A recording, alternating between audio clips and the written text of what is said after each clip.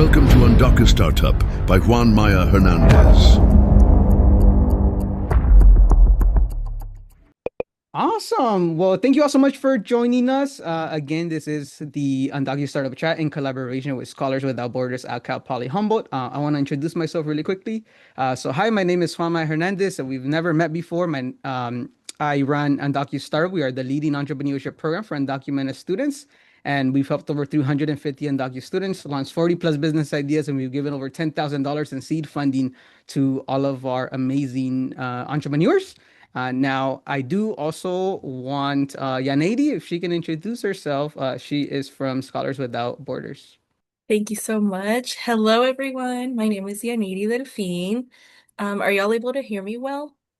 Okay, beautiful. My name is Yanidi. I currently work at Scholars Without Borders. I'm the director of our student-run organization. A little bit about us. We originally started as a student club at Cal Poly Humboldt.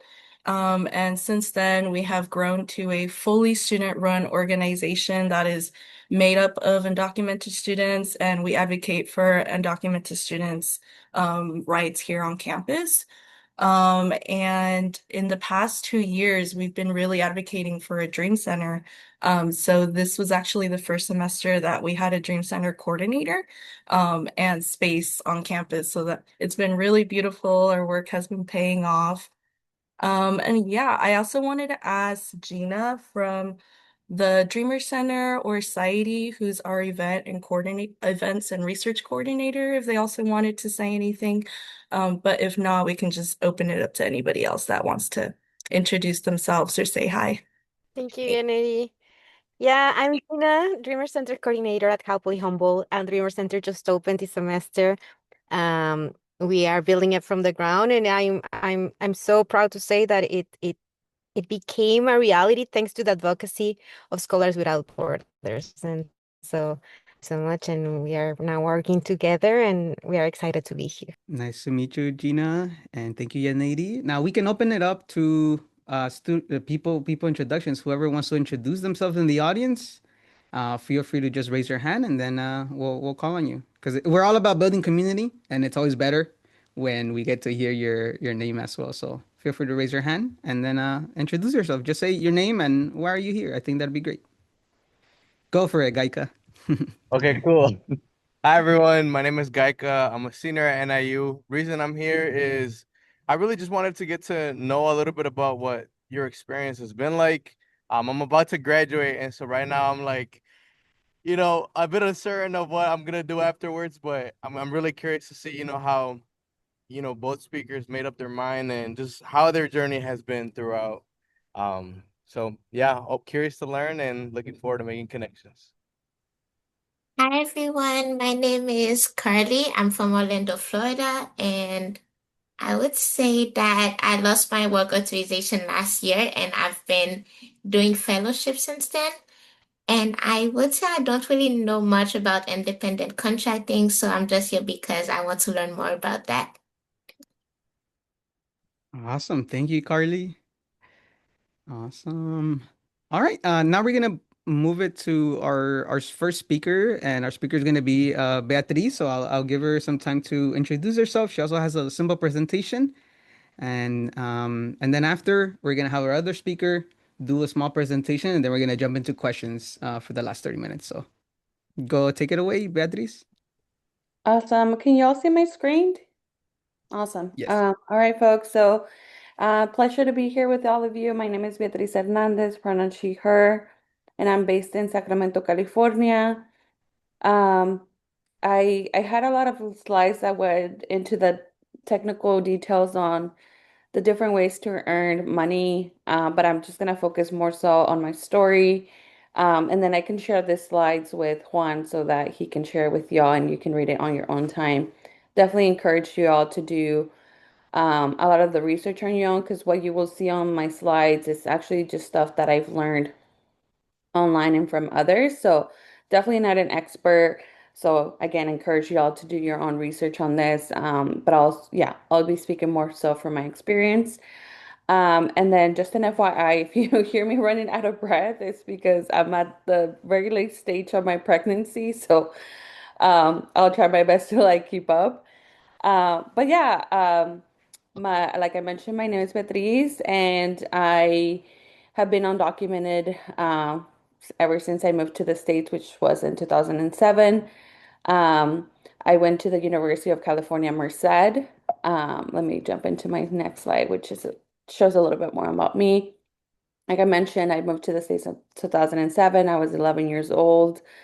I was born in Guadalajara, Jalisco, Mexico. So anyone who's from Jalisco, shout out to y'all. As I mentioned, I went to the University of California, Merced, where I studied sociology. And I'm currently the movement building and project management consultant at the California Immigrant Policy Center. We do policy and movement work for immigrant justice, basically passing policies that help the lives of all undocumented immigrants here in California. Um, and then throughout my years, I've been a speaker, presenter, invited to different spaces like this one. Also, the founder of the undocumented community on Facebook, which is a space for anyone who doesn't have DACA and is fully undocumented across the state to come together and build community. I will say that this space is not as active as I would have liked because I just don't have the capacity. But if you're very like passionate about helping those who are in a similar situation as us, I'm actually have been looking for a while now for somebody to take over or co-lead the space with myself because currently has like 300 people again from all over the state. There's so many like requests for people trying to join the group, and I think it would be a great space if somebody was able to like put more time into it. But anyhow, and then I've also been a reseller. So that's a little bit more of my background. Now I'm gonna jump into a couple of the other slides to bring you back to where it all started for me in terms of earning money, even if I don't have DACA. So I would say my journey into just figuring out ways to make an income, it all started in college when I realized that a lot of the fellowships, internships weren't open to myself because I didn't have DACA. We did have a Dream Resource Center, but all of the resources were tailored to people with DACA. I actually didn't knew about a lot of people with my status up until like I was closer to graduating, so it was a very isolating experience. Thankfully, I was able to get an internship, and they told me that I could just use my I-10 numbers, which is your tax identification number. So that's how I was paid.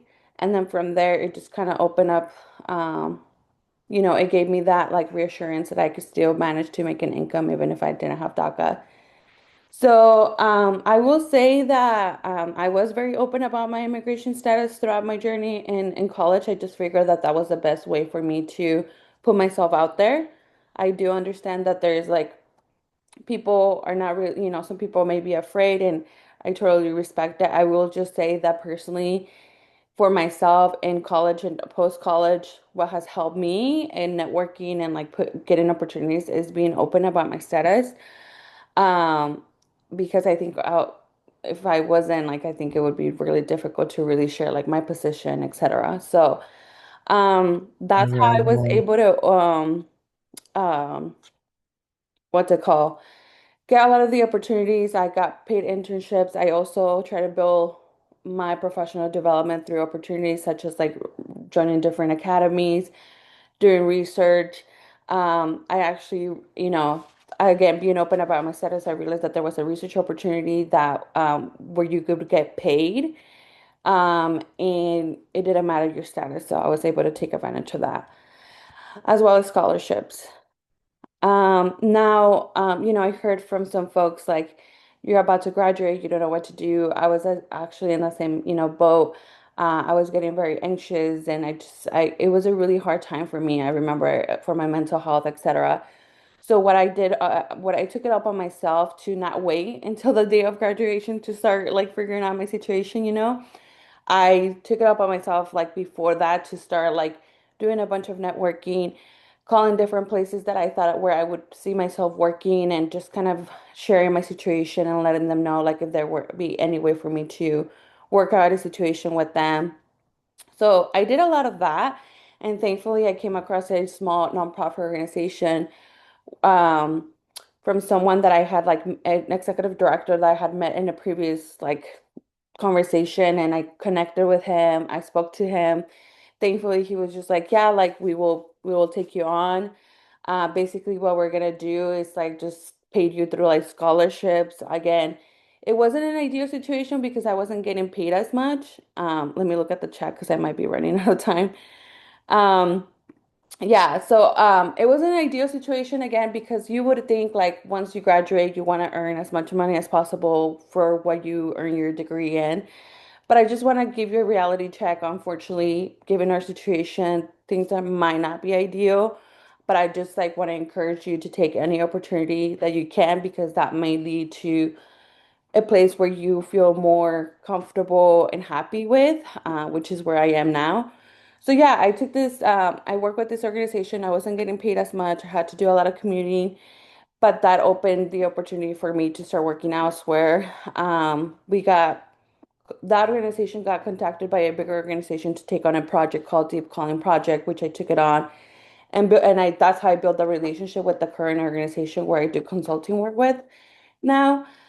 Um, and basically, with this organization where I'm currently at, I do a lot of campaign work, organizing, etc. I will say that my situation is very unique. Um, but I know that I'm not the only one who has been able to work with an organization as I am. But basically, it's an organization like any other, and I am a consultant for them, meaning that we have a contract. We set a contract every year. Um, I give a fee for how much I'm gonna charge for all of the projects, and like we just continue to renew that contract. I get paid through invoices, etc. And that's how I have been able to do that work for them for 5 years now. Again, it's a very unique situation, but it's not the only one. I've known of people who have been able to do this as well. And then other than that, not just with that organization, but I always try to make sure that I can make income elsewhere. So I have done a bunch of reselling and earned good money through there.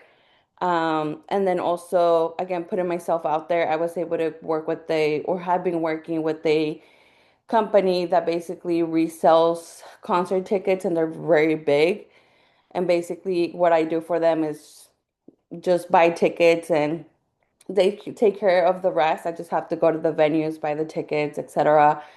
And then I get paid for my hours and doing that. So it's like really fast and easy. So again, just like figuring out ways that you would have never thought of you making money is like I would say it's the way to go. But I'll just leave it at that. I know that we have a short time, so I'll just pass it back to Juan, and then I can answer questions when we have the Q&A. Awesome. Thank you, Beatriz. Karen, if you want to share your screen. Thank you so much for having me. I'm excited to share a little bit about my story. And can I just say that I am so inspired by Beatriz. Beatriz, I haven't met a lot of Latinas that have had a similar journey as me. So I just feel so seen right now. And I'm excited to share about my journey. So my name is Karen Nuñez, pronouns are she, her, ella. I graduated from MSU Denver in 2021 with a biochemistry degree, and now I'm doing absolutely nothing related to science, which is okay. I had to pivot because of my immigration status, and I was really lucky because I had a mentor in 2019 that really supported me in this independent contracting slash creating my business journey. And I have been working with her since then. I know that that journey it's very unique, but I'm just very grateful. And yeah, so right now I am a program coordinator at Convivir, Colorado. That's like been my longest contract. I've been with them since 2019. I started as an intern, then became a part-time consultant, and now I'm full-time. And so my contract is renewed every year, and I plan to stay here for as long as I possibly can because I love my work. And I'm also a researcher, an advocate, and a business owner. I do have an LLC, but I do a lot of gigs still like under my name as an independent contractor, which is something that no one really taught me how to do. But with the help of other consultants and accountants, I was able to really understand how that works and how to do my taxes and all of that. And I also like to share with people that I'm a visionary and a weaver. A visionary because I usually have like crazy big ideas and I will do whatever it takes to make them happen. And a weaver because I just naturally make connections to people, resources, etc. And it took me a while to be able to even say that out loud because going through a transition and pivoting, careers was really confusing. And I didn't know who I was and I didn't know what was going to happen next. But the beginning of this journey was easier because I had a community. And so similar to what Beatriz shared, when I was in college, I had scholarships that were open to anyone regardless of immigration status. I had a lot of support from staff and my professors. I had mentors, and for a while, I was in denial that I was gonna have to change my career because I wanted to be a biochemist. I wanted to work in a hospital. And my mentors in the science field connected me with other people in the nonprofit world and that were doing advocacy work because that is something that actually I had been passionate about since I arrived to the country in 2012. I just didn't see a career because my parents told me that if I wasn't a doctor, a scientist, or an engineer, or lawyer, then what was the point of going to college? And so it was really important to have mentors from all the different fields, and people pushed me to ask questions. And I also had a lot of peers and classmates that were going through similar situations because it was important to not feel alone. It can be a really isolating experience, and so it was super important for me to network as much as I could and to give back to my community so I could continue to build those relationships. And all of this allowed me to have like a mindset shift. I was very stuck on this like linear path that I wanted to follow, but unfortunately I couldn't because there were a lot of things that were out of my control. And so I feel like what a lot of people don't talk about is when you're entering this independent contracting journey and starting your own business, there's a lot of self-work that needs to happen before you get to work, right? What are your talents? What are your skills? What are your experiences? And I'm not just talking about your resume. It's like, what do you also like to do for fun? And so this mindset shift really helped me see just other opportunities and really get to understand myself and also remind myself that I am talented and I had a lot of experience. And so I literally had to write these out. I was like, I have scientific experience. I was designing experiments in the lab until like 10 p.m. almost every day. I was organizing data. I was in lab in person for a few months right before COVID hit. And then when COVID happened, I was reading a lot of papers. And I was spending a lot of time with college students. And so I had like this STEM mindset that I had to follow every step perfectly because otherwise my experiments would fail. I was doing research with mosquitoes. And so this was like what was normal to me. So when I thought about independent contracting, I'm like, I don't think it's gonna work out. But it was just about reimagining because instead of scientific research, I could just do general research. Instead of designing experiments, I could design programs. I actually created one of our Convivir programs, or mentorship program, and I got to use my lived experience as, expertise to be like, what are the gaps that I'm seeing? How can I support students? What kind of mentors are we gonna get, etc. So I could design programs. Data organization is kind of the same. I love working with spreadsheets and putting a slide deck together. I knew I wasn't going to be in the lab, but I was going to be able to explore working from home, which is amazing, or work from anywhere like Puerto Rico. I wasn't going to be with college students, but actually my goal was to be a teacher after getting some lab experience and being in a lab and in the hospital. The end goal was to become a teacher. And so I was like, this is my opportunity to work with 6th or 12th grade students at Convivir. And I could lean into this art mindset, which I always had, but I kind of put it aside because I was doing science. And so instead of following every step, perfectly, so I could get to the result of my experiment, I could use colors and I could try things again, do a bunch of forms of art. And so once I was able to reimagine and shift my mindset, then honestly, that's when like my creative side really like blossomed. And I was like, I could do everything. But I don't want to just do any work. I wanted to make sure that the work that, I apologize for the background noise, I wanted to make sure that my work aligned with my values. And so even though like, yes, financial stability is important and I need an income, every contract that I take is aligned with my values of authenticity, empathy, meaning there's always a reason why I'm doing this work and I have a purpose, and also health, because I know what burnout feels like. And I also got into a car accident right after graduating college when I was exploring independent contracting and pivoting my career, and my body was telling me to stop. And so health is also at the top. And so I make sure that I spend my time doing things that I enjoy. And so as an independent contractor, I have been a facilitator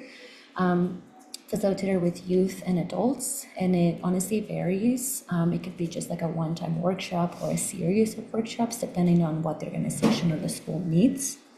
I've also been a speaker. The picture that I have here is actually from a DACA block party that we had just to increase our advocacy efforts for DACA, and I read a poem. I am also a researcher. There are things that I consider like under my business. Usually it's like for long-term contracts, and then for like something that's gonna take me just a couple of weeks to get done, that's when I usually just do it as an independent contractor. I helped the undocumented professionals team with their sponsorship packet. I led their sponsorship team as well. And I just saw that they're going to do another conference and they used the template that I created. So that was really cool. And I've also just organized data for folks. I've been a file clerk and others. And the fees honestly range. Sometimes I charge hourly, at least $20 an hour. And it can go up to like $250 per speaking engagement.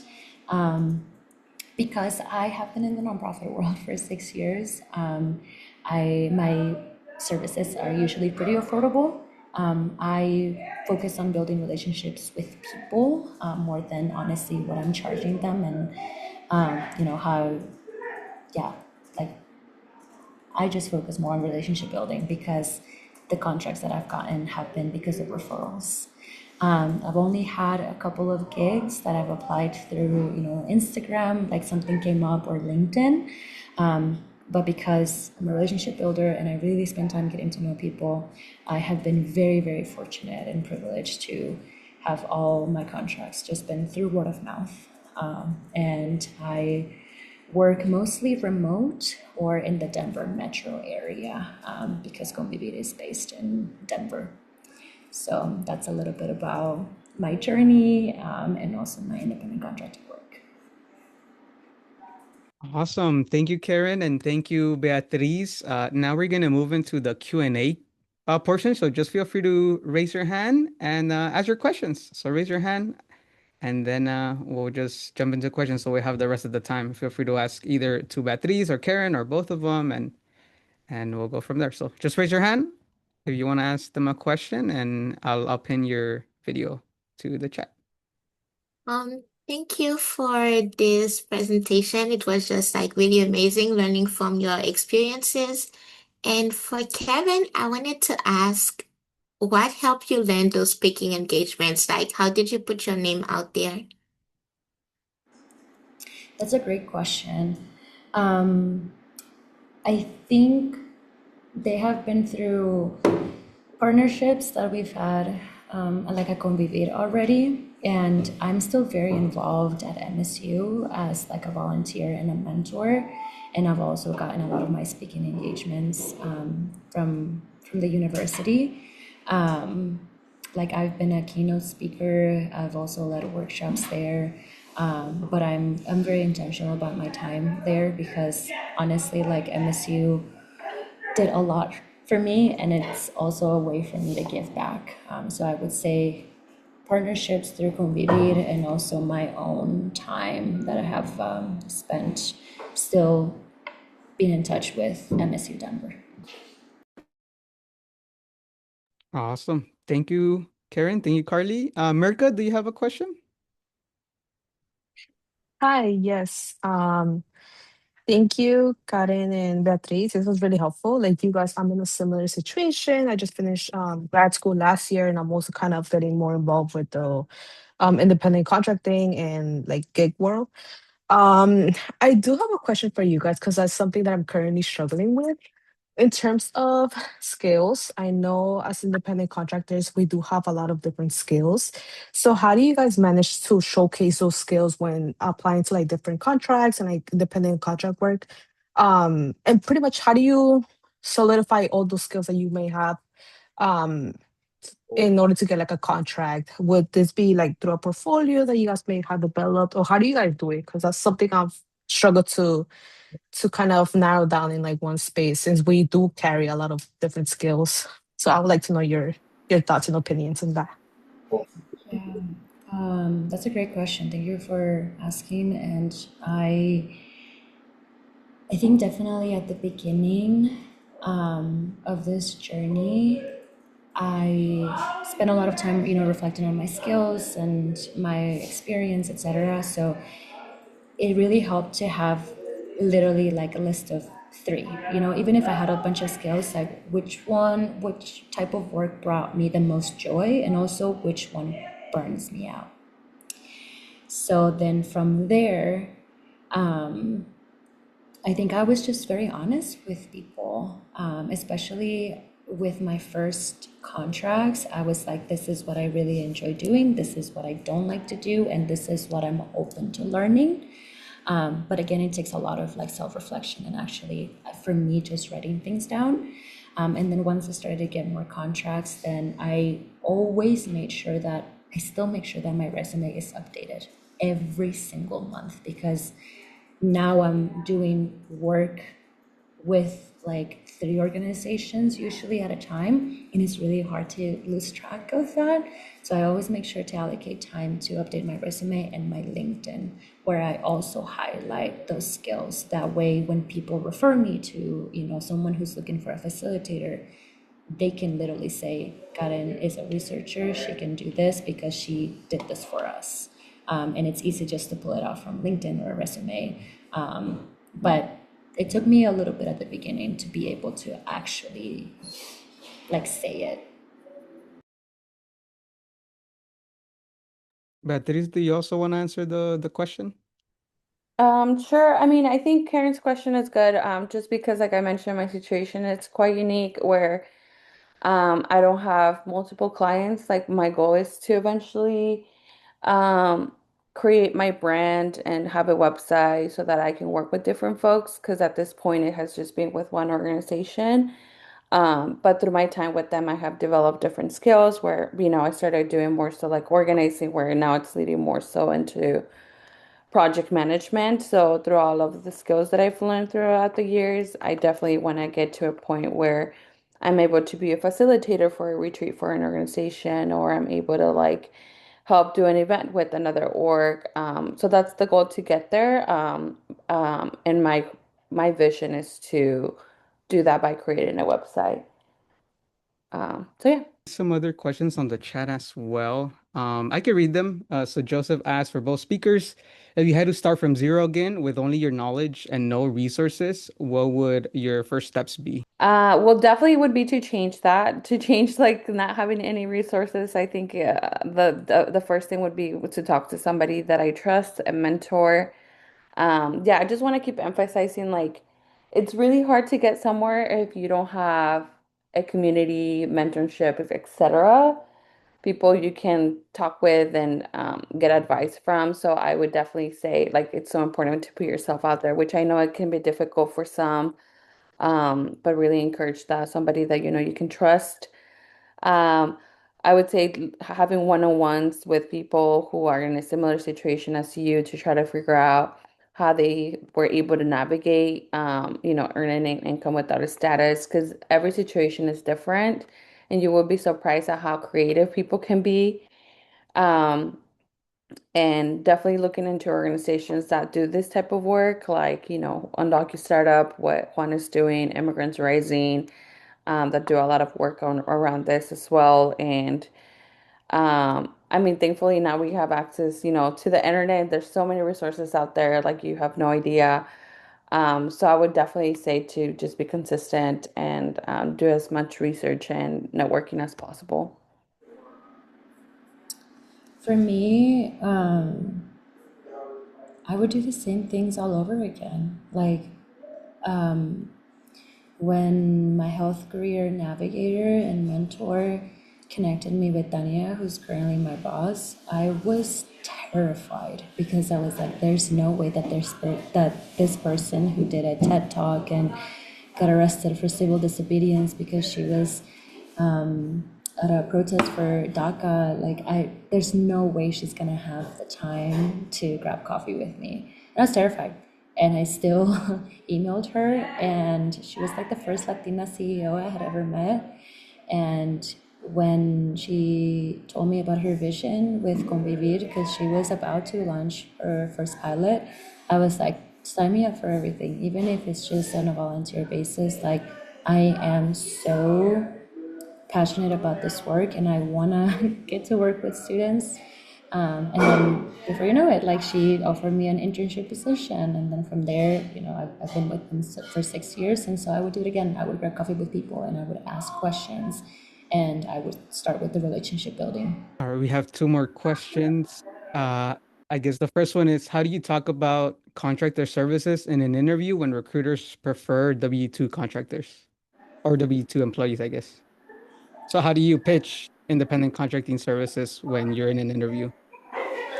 So for me, the contracts that I've gotten, and even when people request me to be a speaker, they have already had some previous knowledge on the kind of work that I do.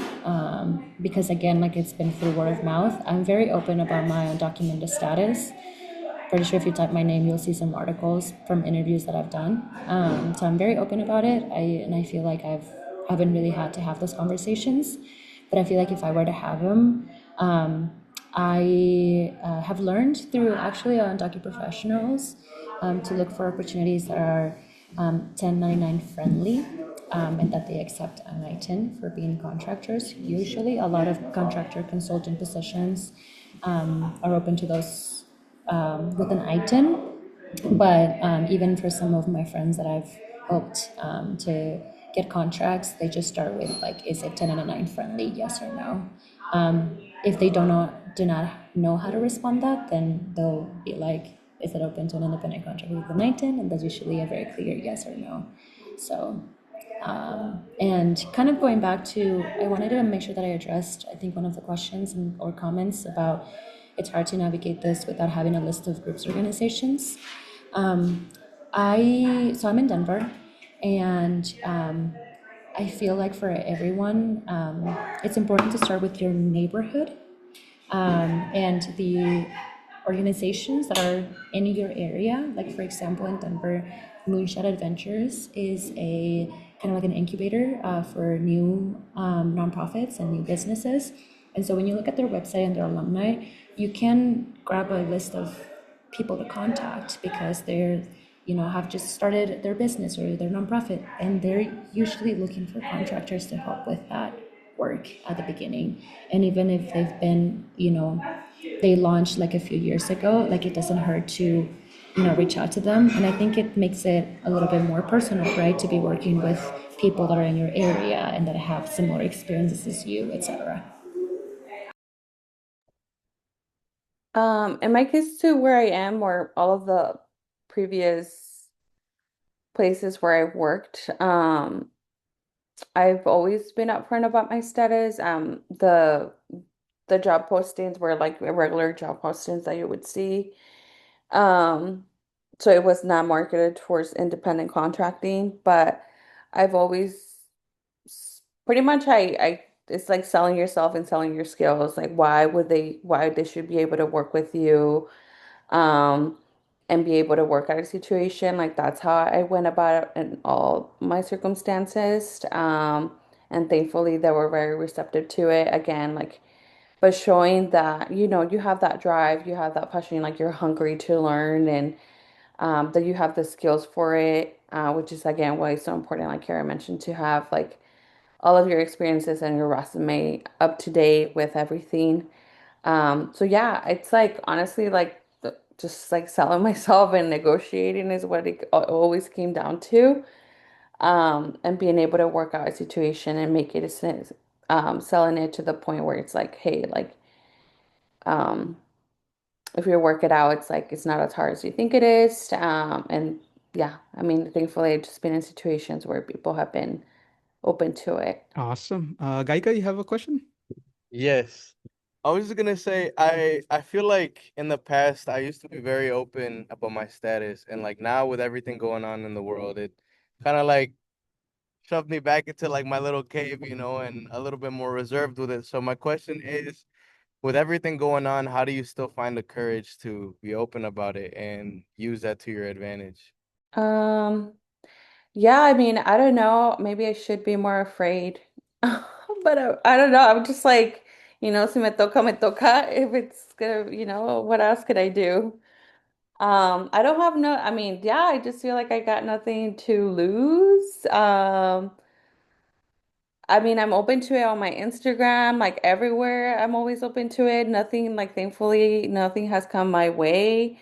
But obviously, like, when I'm talking to people about it, like, in terms of, like, if I'm looking for an opportunity or whatever, like, obviously, I am mindful of who I'm talking to. Obviously, I'm not just gonna like do this with somebody random. Like, I obviously know who they are and like what kind of work they lead in. Usually it's with people that do advocacy work for undocumented immigrants. So of course I know that I'm in a safe space. But in terms of online, I used to have a TikTok. I no longer have it, and it was like really like ramping up, and it was getting really big. It would have been really successful if I would have stayed on it. But I used to get like hateful comments and things like that, but it never got to the point where I felt like unsafe. I don't know how it would be now, like you mentioned, the political climate has definitely changed. Um, but other than that, I feel like I've gotten more positive outcomes from sharing my status than not sharing it. Because honestly, that's how people have approached me for opportunities. They're like, "Oh, I saw this from you. Like, can we do an interview? Oh, I saw this from you. Can we invite you to be a speaker?" So on and so forth. And that's how I actually met other people who don't have DACA and have done work themselves. Thank you. I have personally just learned so much from community organizers. I was really afraid at first, especially graduating college, but I testified one time to for this bill for professional licenses for non-citizens in Colorado. And I think that was super eye-opening because this is the first time that I had shared my story. And then after that, when I got requests, to interview with different news, then I was like, okay, I think, this is empowering, and I want others to feel inspired. But I think especially with this political climate, I do use that to my advantage because I know that I have a whole community behind me if anything were to happen. Even creating my emergency plan, like it was very fulfilling, knowing that I actually had more contacts that I needed, both at the state level and national level. And it's because I've been really open about it, but I know that not everyone has the same level of risks, and not everyone wants to. It's just that I like learn about community organizers, what they've been through, what they've done, and also just reading about like Julissa, Jose Antonio Vargas, etc. So yeah. Yeah, and I think we have room for one last question or last two questions as we wrap up this conversation. So anybody has a question, put it in the chat or feel free to raise your hand and ask as well. Diego, you can ask the question as well. Yeah. See, I think Diego's question was, is there an undocumented group to join for construction workers to network in? Or I guess, and are there any groups y'all recommend in general that everyone is sort of so people can keep it in mind? Trade, but I mean that could be the opportunity for you to create your own group, right? So I would take that as an opportunity to do so. And like I mentioned, I did start this group. It's just like, and I think you posted it on it. It's the undocumented in the United States group, or living without status. I need to, like, as you can see, I haven't been plugged in, and I'm looking for somebody to like co-own it with me or take over it because there's just so many people there from all over the states that post their stories. At the beginning, when I was active on it, I used to bring speakers similar as here where they would share their journey, etc. But unfortunately, no, I don't know anything about construction workers. But maybe a good place to start is like look into, I don't know, like unions or other, just honestly, like Google is the best place. Like that's how I literally found a lot of the things. I would just like put keywords and like just spend a bunch of time doing research, like keywords. Like that's how I found, um, oh, I forget what they're called, something in tech, like undocumented folks in tech. Dreamers in tech. Gamers in tech. There you go. I want to share a couple of resources. The first one is Juntos Community. They do a lot of work with like adults. Right now, there's a committee for undocumented teachers. They're working on a bill to remove the SSN requirement to get clinical hours. And honestly, I feel like they're just super open to like new collaborations, and I feel like that might be also a good place to start. And then I'll share about the legalization project. I don't know if y'all have heard about it, but they have a bunch of support groups that last 6 weeks, I think, and it's just to learn about different legalization pathways, even like considering life outside of the US, etc. I joined a couple of support groups not too long ago, and it was super helpful just to be around other people that are going through the same thing and have the same questions. Daniel has put in the chat that he had a question and I've posted it. If we could just go over that one Yeah, since he go for has it. already commented twice. Yeah, go for it. Go for it. Oh, let me read it. Okay, okay. All right. His question was, what is the best strategy to address immigration status uncertainties with a potential client? How do you create trust and guarantee legal compliance? What tools and resources can be used to protect your personal data? And what information should not be shared nowadays? Who can you trust? So based on my experience, because I do mostly work with organizations that support immigrants, they already have this kind of information and protocols and contracts that they pay attention to, and they make sure that they're speaking with their attorneys to make sure that they're doing the work right and it's legal. And so I feel like that makes such a difference because I usually don't have to have these conversations, or I'm not the one that brings it up. It's them that they share with me all of the things that they have in place. But I feel like there's always an opportunity to learn on just what kind of language to use, right?